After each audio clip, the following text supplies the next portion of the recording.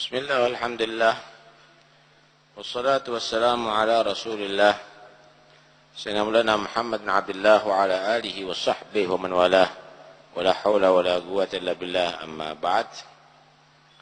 Masih dalam masalah amar ma'ruf nahi mungkar, terusan daripada pengajian kemarin. Kullu man tahaqqaqa bi muraqabatillah wa tawakkul alaih wa takhallaqa birrahmah ala ibadih, semua orang yang memang dia tadi itu telah mengetahui dengan sebenarnya bi muraqabatillah terhadap kontrol atau perhatian Allah Subhanahu wa ta'ala, dia merasa dirinya selalu diperhatikan oleh Tuhannya. Semua orang yang merasa dirinya diperhatikan, dilihat, disaksikan oleh Tuhannya. Wat tawakkul alaih, dan orang yang betul-betul sudah benar-benar berpasrah kepada Tuhannya, tawakal kepadanya. Wa takhallaqa birrahmah ala ibadih, dan semua orang yang dia berperangai rahmat, bersikap lemah lembut rahmat kasih sayang terhadap hamba-hamba Allah, lam yaqdir an yamlika nafsahu inda musyahadatil munkar. Dia tidak mungkin akan bisa menguasai dirinya ketika dia menyaksikan kemungkaran dilakukan. Hatta yuzilahu, sehingga dia merubah itu kemungkaran, menghilangkan itu kemungkaran. Au yuhal, atau dihalangi, bainahu wa baina dzalik, antara dia dan antara kemungkaran itu, bima la gubratalah, dengan yang ia tidak mampu terhadapnya, ala daf'ih, atas mencegah itu. Orang kalau sudah kenal dengan Allah, dia selalu diperhatikan oleh Tuhannya, dan dia tadi itu adalah orang yang pasrah tawakal kepada Allah, serta dia punya hati rahmat dalam hatinya, nggak mungkin akan membiarkan orang tadi itu melakukan kemungkaran di hadapannya dia. Pertama, kemungkaran itu adalah pelecehan dan penghinaan terhadap Allah. Nggak mungkin orang yang beriman akan setuju dengan kemungkaran, Pak. Bapaknya aja disinggung, dia marah. Dia akan bela habis-habisan. Ibunya aja disinggung, dia akan marah. Dibela habis-habisan, apalagi Tuhannya dilecehkan. Tuhannya dilecehkan. Tuhan nyatakan jangan minum khamr, itu haram, itu adalah dosa. Itu adalah program setan dalam minuman keras dan dalam perjudian untuk menciptakan permusuhan, tawuran, geng-gengan. Innama yuridu syaitan ayyuqi'a bainakumul adawata wal baghdha fil khamri wal maisir, kata Allah. Hanya saja tujuannya setan membuat manusia kecanduan khamr, kecanduan narkoba, kecanduan ganja, sabu-sabu dan lain-lainnya, serta manusia tadi itu melaksanakan perjudian. Program setan dalam dua hal ini, minuman keras dan perjudian, adalah untuk menciptakan permusuhan dan kebencian di antara manusia. Saya mau tanya, geng-geng itu dari santri dah? Tawuran-tawuran itu apa penyebabnya? Yaitu minuman keras dan perjudian. Tidak ada lain. Karena itu pemerintah harus bersikap ada di sini. Jangan di atas 5%. Loh, orang itu mabuk nggak langsung.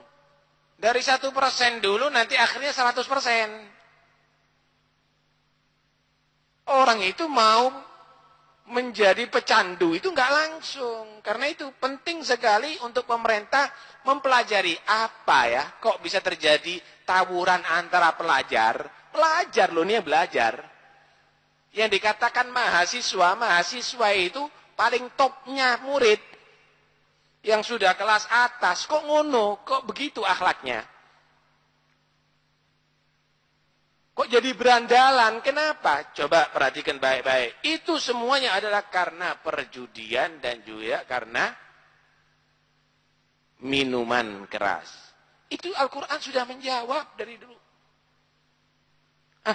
Nggak mungkin orang beriman akan membiarkan itu terjadi. Apalagi perzinahan. Saya mau tanya, itu orang-orang yang usul dibolehkan itu prostitusi, tempat lokalisasi, anaknya kalau buka praktek di situ setuju nggak deh? Atau anaknya laki langganan ada di situ? Suruh ngomong mulutnya dia. Nggak mungkin orang beriman dia akan diam ketika ada kemungkaran dilakukan, Pak. Nggak mungkin. Kenapa? Karena itu adalah pelecehan terhadap Tuhannya. Orang yang beriman pasti akan dia tadi itu bereaksi ketika ada kemungkaran. Kenapa? Dia pasrah dengan Tuhannya. Nggak ada yang perlu ditakuti sama mereka. Nggak ada yang perlu dikhawatiri. Kalaupun mati, Allah ridha sama dia. Karena itu jangan macam-macam lah sama orang beriman. Ente hatta jadi preman, jadi bodyguard. Kalau kamu masih takut sakit, kalau kamu itu masih takut mati, tapi orang yang bertawakal kepada Allah nggak takut mati, nggak takut sakit, ente harus tahu. Jangan macam-macam lah ente, walaupun jadi pejabat, kalau kamu takut jatuh, tapi orang tawakal kepada Allah nggak takut jatuh. Harapannya ridhonya Allah Subhanahu Wa Taala, begitu. Nggak mungkin orang tawakal kepada Allah Subhanahu Wa Taala akan mendiamkan itu kemungkaran terjadi. Demikian juga orang yang berakhlak rahmah, sebenarnya orang itu mencegah kemungkaran, jangan diidentikan dengan kebencian. Itu adalah karena rahmat. Tahu dokter enggak? Dokter itu dia kadang-kadang ngobati pasien yang sakit dengan dibedah. Loh ini kan tambah sakit. Yang asalnya enggak berdarah-darah jadi berdarah-darah. Yang asalnya kulitnya tidak ada apa-apa jadi luka, dibedah. Tapi pembedahan yang dilakukan oleh dokter itu bukan karena kebencian. Kenapa? Ada rencana yang bagus untuk mengambil penyakitnya, untuk ngobati dia supaya sembuh. Begitulah sebagian manusia ini ada yang punya hati rahmat. Mungkin dalam pandangan orang kalau dipecah itu minuman keras, wah anarkis. Mungkin dalam pandangan orang kalau ditutup itu ke prostitusi, tempat prostitusi itu adalah anarkis. Tapi sebenarnya itu untuk menyelamatkan mereka daripada lembah hitam. Itu adalah satu bentuk rahmat sama dengan dokter. Saya mau tanya, kalau seandainya misalnya polisi, tentara, yang dia membawa senjata untuk melindungi negara ini daripada teroris misalnya, daripada orang-orang yang jahat yang ingin mengacau ada di negara ini, apakah itu adalah bentuk rahmat atau bentuk kekejaman? Itu bentuk kasih sayang. Kenapa? Karena memang ada sekelompok manusia yang memang bertujuan untuk mengacau negara ini, kedamaian yang ada di negara ini.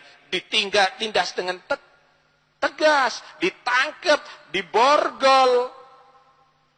Perampok tadi itu dibanting dulu. Jangan, mohon tangannya diserahkan. Kemudian, ini polisi Lembang gitu, gitu. Kalau perlu ditembak kakinya dulu biar nggak lari. Apakah itu jahat? Tidak. Itu adalah satu tindakan yang layak. Kenapa? Karena orang ini jahat, harus dilumpuhkan dulu. Setelah itu baru dipindah kemudian kalau dimasukkan penjara, apakah itu adalah jahat? Di kerangkeng ada di situ, kemudian harus melakukan ini, harus melakukan itu, diajari itu adalah pembinaan. Itu tidak jahat. Apalagi misalnya sampai dihukum mati, apakah itu jahat? Tidak, karena orang ini tidak layak hidup. Kenapa? Karena merugikan orang lain, karena mengganggu orang lain. Itu karena rahmat, itu karena kasih sayang. Satu dikorbankan untuk keselamatan jutaan orang. Apakah salah? Tidak salah. Karena itu siapa orang yang bersikap kepada orang yang berbuat kemungkaran, tentunya dengan tahapan-tahapan sampai pada puncaknya, maka jangan disalahkan. Karena itu kalau komentar, jangan mengomentari orang yang nggak setuju dengan perzinaan atau minuman keras. Tapi, hendaknya Anda menghimbau, jangan sampai Anda melakukan hakim sendiri. Cobalah lapor dengan aparat. Cobalah ditindak bersama-sama. Jangan sendiri-sendiri. Hal yang demikian ini adalah menggambarkan kesatuan kita. Tapi enggak kadang-kadang. Kita ada bertindak gitu, yang dibahas, wah ini anarkis, anarkis, anarkis. Perzinaannya enggak dibahas. Minuman kerasnya enggak dibahas. Premanisasinya nggak dibahas. Loh, ini kenapa kok bisa demikian umat Islam ini? Udahlah, kalau ente nggak bisa komentar, mulutnya ente diemasan, biar nggak jadi fitnah. Bukan kita setuju dengan anarkis, tapi dua-duanya harus dibereskan. Ini harus ditutup, karena ini merugikan, dan anarkis jangan dilakukan. Bina orang yang anarkis untuk bisa tadi itu bekerja sama dengan pihak-pihak yang sudah menjadi tugasnya, dan jangan dilakukan perbuatan-perbuatan kemungkaran tadi itu semakin bebas. Orang mukmin nggak mungkin akan setuju dengan itu, nggak bisa. Wajib untuk ingkar orang mukmin, wajib untuk ingkar. Karena tidak mungkin akan dibiarkan kemungkaran itu terjadi, kecuali kalau dia tadi itu terhalangi. Waduh, ini kalau dia bersikap dibunuh, dia akan dipaksa itu, dan dia akan dilakukan ini. Kecuali begitu. Dia akan menemui hal yang ia tidak mampu untuk menolak daripada penghalang tadi itu, ya mau nggak mau.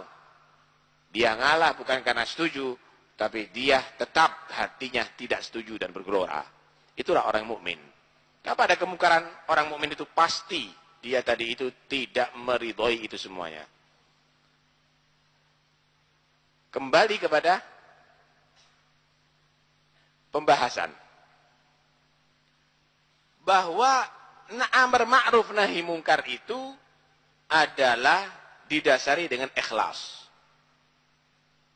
Amar ma'ruf nahi mungkar itu harus didasari dengan ikhlas. Tanpa ikhlas, maka akan sia-sia. Diceritakan, coba yang ziarah itu diperingatkan. Belajar itu lebih afdol. Kalau enggak, suruh baca dalam hati.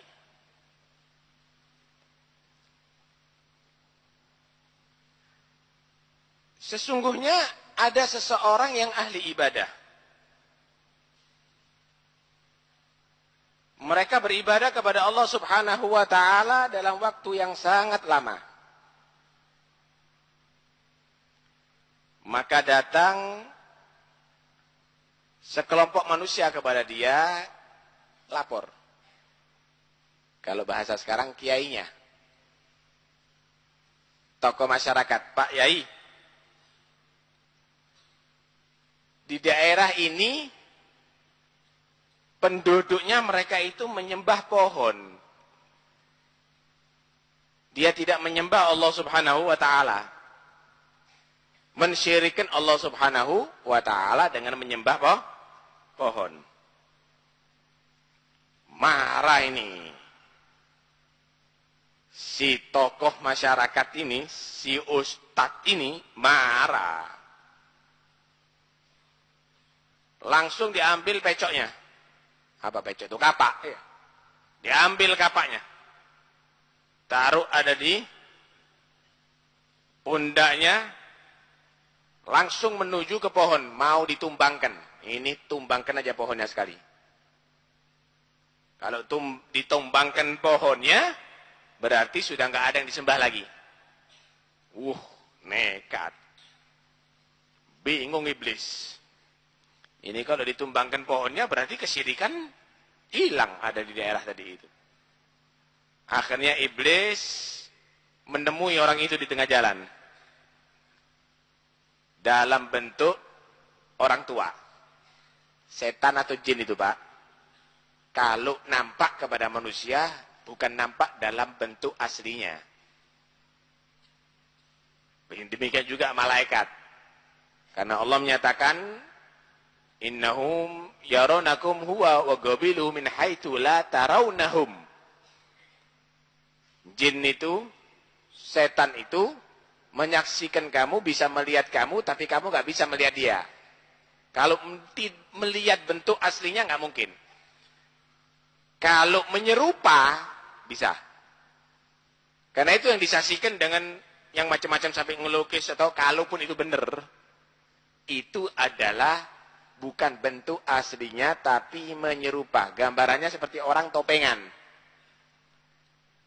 Topengan itu bukan bentuk asli, tapi topengan itu adalah bentuk rupa. Jadi membentuk gambar kuda dipakai kepalanya seperti kuda. Seperti kera, ya kepalanya seperti kera. Ini dalam bentuk orang tua. Orang tua tadi ini negor, Ustadz, mau kemana Anda? Ana mau tumbangkan satu pohon yang disembah oleh penduduk daerah itu. Ada apa? Bukan urusanmu itu Ustadz. Inti ngajari aja murid-muridnya inti di TPQ sana. Ada di madrasahnya Anda, ada di sana. Kenapa kamu tinggalkan ibadahnya kamu, kesibukannya kamu?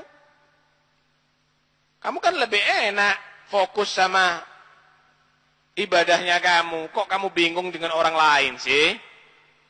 Kata orang tadi ini, amar ma'ruf nahi mungkar itu termasuk bagian ibadah. Emangnya anak mau maksiat, kata dia. Anak yang mau menumbangkan pohon yang disembah, kata dia. Walhasil dibujuk-bujuk, nggak mau.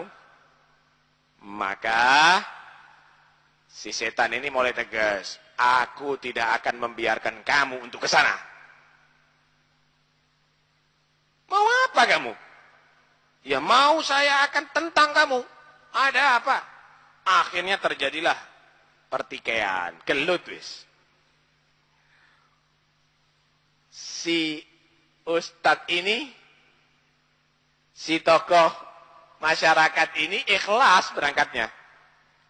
Akhirnya langsung dibanting orang tua dari itu, diinjek kepalanya, diduduki badannya. Macam-macam anak potong kepala inti katanya. Akhirnya si orang tua ini, iblis ini, yang menyuruh orang tua tadi itu, dia menyatakan, coba, damai kata dia. Lepaskan aku mau ngomong kepada kamu. Udah, berdiri. Kamu tahu kan? Kamu ini bukan nabi kan? Kata dia. Kamu kan ustadz, kata dia. Kamu ustadz. Kamu tuh yang penting beribadah kepada Allah, tidak mensyirikkan kepada Allah. Allah itu punya para nabi yang Allah utus. Ya biar nabi aja yang lakukan itu. Ada apa ini bukan tugasnya kamu? Inti ibadah aja sama Tuhan kamu. Kata dia, nggak bisa. Anak tetap harus sampai ke sana. Kira-kira ada nggak solusi yang bisa kita duduk Nggak perlu kamu tumbangkan pohon itu, yang bisa saya kasih imbalan kamu gimana? Apa? Gini. Pak Ustadz, kata dia. Saya tahu Anda ini orangnya tidak punya apa-apa. Nah, ini mulai ini. Anda ini fakir, Anda tidak punya apa-apa, kebutuhan Anda ini banyak, itu anak pondok kan perlu biaya, anak sekolah itu perlu biaya. Begini, gimana kalau saya kasih setiap hari 2 dinar? Setiap hari saya kasih 2 dinar, saya ini sebetulnya makhluk halus, Pak. Kata dia, Pak Ustadz, nanti saya taruh ada di bawah bantalnya ente. Bangun tidur, Anda angkat bantal, ada duit ada di situ. Dengan duit 2 dinar, lumayan duit 2 dinar itu, Pak. Kamu bisa membiayai diri kamu, keluarga kamu, kemudian kamu bisa membiayai murid-muridnya kamu, kan enak. Nah, di situ kamu kader murid-muridnya kamu, bisa jadi dai, jadi ustadz-ustadz, hebat kan? Daripada kamu potong pohon ini, nggak pantas ini ustadz, mau masa bawa pecok ustadz? Biarlah itu pohon ada di situ. Nanti kamu bisa didik orang-orang tadi itu supaya meninggalkan ibadah pohon. Mikir Ustadz ini, duit.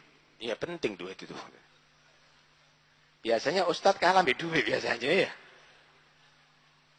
Duit ya penting, iya. Lah kalau saya kebutuhan saya tercukupi, murid saya tercukupi, keluarga saya tercukupi, wah ini bagus dah, enak.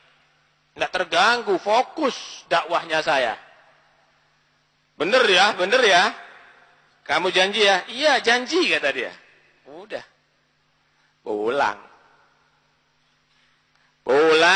bangun tidur, dilihat ada di bawah bantalnya 2 dinar. Oh, hari itu sukses. Hari kedua, dilihat ada. Hari ketiga dilihat ada, hari keempat dano. Emosi. Lain ini. Emosi yang pertama karena Allah. Emosi yang kedua karena duit. Paham ya? Emosi marah. Oh, mau ingkar janji, ambil pecok lagi. Tak tumbangkan sekarang. Di tengah jalan ketemu sama si orang tua. Mau kemana Ustadz? Mau anak tumbangkan itu pohon. Katanya sih, kalau dulu saya kalah, sekarang saya bisa ngalahkan kamu, Ustaz, kata dia. Udahlah, jangan macam-macam. Ada apa? Duel, dibanting Ustaznya. Sama orang tua ini. Diinjak kepalanya, dia yang duduk ada di atas dadanya. Nih, mau apa ente? Mana bunuh ente? Bentar, damai, kata dia. Bentar. Kemarin saya menang berapa hari yang lalu dengan Anda. Kok sekarang saya kalah? Kok lemah? Kata dia. Ya mau nggak kalah ya apa gimana? Kalau kemarin kamu karena Allah berangkatnya. Marahnya juga karena Allah. Kalau sekarang berangkatnya karena duit. Karena itu kamu kalah dengan saya. Karena itu kisah ini mari kita ambil beberapa intisari. Pertama, siapa saja yang nasihati kamu untuk kamu tadi itu meninggalkan dakwah ilallah, ketahuilah itu adalah setan yang menyerupah atau orang yang berwatak setan. Lawang untuk ibadah, untuk dakwah dikendori. Setan itu hati-hati. Membela agama Allah jangan dikendori. Lah kalau memang Anda usul, silahkan. Usul, musyawarah, cara yang terbaik. Kemarin kan sudah diterangkan bagaimana tahapan-tahapan dalam dakwah. Ya jangan langsung dengan keras. Ibarat obat tadi itu, jangan pakai obat yang paling keras. Kalau bisa dengan generik, kenapa dengan obat yang paling keras? Kalau cukup 1 tetes digerojoknya sak botol. Ya tambah jadi penyakit nantinya. Begitulah dalam bersikap, dalam mendidik, kepada murid, kepada keluarga, kepada masyarakat. Nah. Kedua, kelemahan daripada tokoh agama kebanyakan adalah duit. Hati-hati.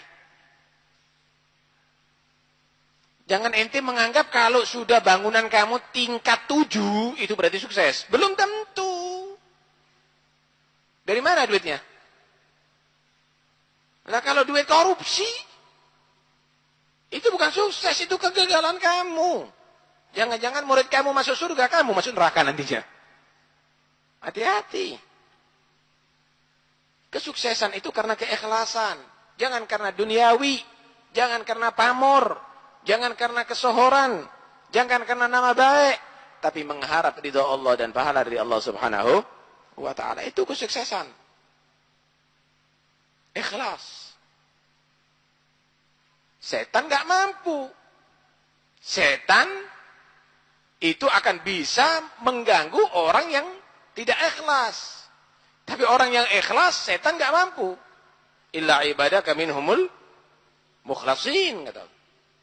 Hamba Allah yang ikhlas itu yang tidak mampu setan untuk mengganggu dia. Menguasai dia. Membujuk dia. Hati-hati. Gak gampang Pak ikhlas. Sehingga dikatakan an-nasu halka illal alimun. Manusia ini celaka, bahkan masuk neraka kecuali yang punya ilmu. Hati, yang enggak ngerti agama, kamu celaka sekalipun ada ibadah. Pelajari agama yang benar. Wal alimuna harka illal amilun. Orang yang ngerti, punya ilmu akan celaka kecuali yang ngamalkan ilmunya. Nah, kalau hanya sekedar untuk perdebatan, hanya sekedar jadi kata-kata ada di bibir, tapi akhlaknya nggak seperti ilmunya, nggak seperti yang ada di kitabnya, maka celaka orang itu, bakal masuk neraka. Wal amiluna halka illal mukhlisun. Orang yang mengamalkan ilmu itu celaka kecuali ikhlas. Ikhlas ini pada puncaknya. Cuma wal mukhlisuna ala khatarin azim. Orang yang ikhlas itu masih bahaya loh ya. Ikhlas ibadahnya. Ikhlas ibadahnya ikhlas. Bangun pondok ikhlas, pengajiannya ikhlas. Cuma lah di belakang itu merasa dirinya hebat. Ujub. Gosong semuanya amalnya, Pak. Hangus semuanya. Kata Nabi, al-ujbu ya'kulul hasanat kama ta'kulun narul hatab. Akan membakar penyakit bangga diri itu terhadap pahala yang dilakukan oleh orang yang banyak ibadah, banyak dakwah tadi itu, seperti membakarnya api terhadap kayu. Buat bangunan dari kayu. Antik semuanya bagus. Harganya mahal, jutaan, ukir-ukiran yang luar biasa. Baru jadi kebakar. Jadi arang semuanya. Gosong semuanya. Buat pondok, buat majelis, buat itu, buat ini, buat itu. Hebat, sukses, ikhlas. Ada penyakit sombong. Ini loh, orang yang paling hebat. Masih muda jadi tokoh agama. Yang hadir pengajian banyak. Gosong semuanya. Nggak berlaku nanti itu ibadah semuanya. Nggak manfaat nanti ada di akhirat. Karena itu, selain jadi orang ikhlas, jaga hati Anda. Jangan sampai kena penyakit ujub. Jangan sampai kena penyakit sombong. Tetap Anda tawadu. Tetap sekalipun banyak amal dan ikhlas, menjadi orang yang takut kepada Allah subhanahu wa ta'ala. Yang terakhir, dari cerita tadi itu, hendaknya kamu tadi itu dalam adanya kemungkaran bereaksi dalam pertama. Karena begini, kemungkaran itu kalau dibiarkan tambah dati. Pertama yang ngadu ayam orang satu. Diem mulutnya seluruh desa. Akhirnya orang 20. Akhirnya preman-preman datang semuanya ngadu ayam di situ. Diem semuanya. Enggak ada yang berani. Langsung ditangani. Ketika langsung ditangani, udah berhenti saat itu juga. Karena itu, kalau kelihatan kemungkaran di daerah kamu, langsung ditangani. Langsung lapor RT, RW, kepala desa, polsek, koramil. Datangi mereka. Pak, lapor. Di sini ada perjudian. Di sini ada minuman keras. Di sini ada melakukan itu, melakukan ini. Lapor kepada mereka. Hah? Lah, kalau nggak ditangani, tambah berkembang, tambah kuat, tambah kuat. Wah, di desa sana. Misalnya daerah Watestani, itu daerah banyak perjudian itu dan ini. Asalnya itu sabung ayam biasa. Akhirnya jadi pusatnya di sana. Wah, ada di pasar Gading, ada perjudian. Asalnya orang dua, sekarang nongkrong ada di sana banyak. Kenapa? Diem. Nggak boleh diem umat Islam. Nggak boleh diem. Anda harus berbicara. Kalau Anda masih punya iman, kalau Anda masih punya tawakal kepada Allah Subhanahu wa Ta'ala, ngomong, lapor, begitu lapor. Nggak ada masalah, apa salahnya lapor? Wah, nanti kalau saya dibunuh, udahlah. Orang yang membunuh itu juga takut kok. Itu bukan macan. Nggak mikir mati kalau macan. Itu bukan singa, nggak mikir mati. Kalau manusia dia masih mikir juga. Ketika kamu menjadi penakut, maka preman akan berani untuk menindas kamu. Ketika kamu menjadi orang yang tawakal kepada Allah, Allah akan jadikan dia akan hormat dan takut kepada kamu. Man khafallah, khafahu kullu syai', kata Nabi. Siapa yang takut kepada Allah, maka seluruh yang ada di alam ini akan hormat kepada dia, takut kepada dia. Wa man lam yakhafillah, siapa yang tidak takut kepada Allah, akhafahu kullu syai', maka akan dijadikan takut oleh segala sesuatu. Ojo kena preman, kecoa beti. Karena itu tawakal kepada Allah Subhanahu wa Ta'ala. Tapi sekali lagi, dengan tahapan-tahapan dakwah yang sudah diterangkan pada pengajian yang lalu. Ini terusan nih, Pak. Jadi itu anamnya, itu bukan pengajian ini menyatakan, ayo kita bom, ayo kita bakar. Kita nggak setuju. Nah, kita lapor. Ngomong tok lapor tok itu begini. Ya? Ini hal yang demikian ini akan membuat mereka yang bermaksiat kepada Allah semakin menjadi. Jadi mudah-mudahan insya Allah Allah bangkitkan perasaan iman dan cinta kepada Allah dalam hati kita. Peduli dengan lingkungan kita. Dan mudah-mudahan insya Allah kita semua jadikan hamba-hamba yang soleh. Allah jauhkan daripada segala bentuk maksiat yang bermaksiat. Mudah-mudahan Allah buka hatinya. Dijadikan mereka orang yang bertobat. Amin. Allahumma amin.